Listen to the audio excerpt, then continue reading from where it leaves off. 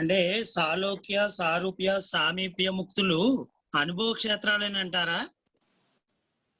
అనుభవ క్షేత్రాలంటే గురుగారు అవును, అన్ని అనుభవ క్షేత్రాలు. ఎందుకనంటే అక్కడికి పోయిన తర్వాత మనం పొందేది అనుభవేగా.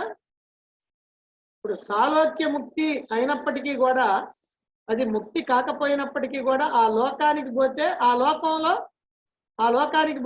లోకంలో మనం అనుభవాలు పొందుతున్నామని గుర్తు. కాబట్టి మనం అనుభవాలు పొందుతున్నాం కాబట్టి దాన్ని బ్రహ్మలోకం అన్నాడు. అనుభవ క్షేత్రమే, అన్ని లోకాలు అనుభవ క్షేత్రాలే. మనం అనుభవం పొందుతున్నాం. అంతకంటే ఎక్కువ సంతోషం పొందితే అది ఒక లోకం, అంతకంటే ఎక్కువ పొందితే అది ఒక లోకం, అంతకంటే ఎక్కువ పొందితే అది ఒక లోకం.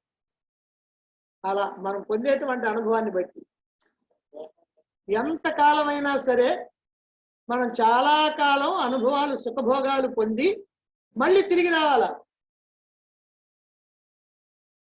ఈ వైకుంఠం, కైలాసం, శ్రీపురం, ఇప్పుడు మనం ఏ పేర్లు చెప్పుకున్నా అన్ని తిరిగి రావాల్సి. ఒక్క పరమాత్మని ఆశ్రయిస్తే తిరిగి వచ్చే పని. అంటే నేను పరమాత్మను తెలుసుకుంటే ఇక నువ్వు ఎక్కడికి పోయే పని లేదు. అంతే. దేహం ఉన్నా సరే అది నీకు లేనట్టే.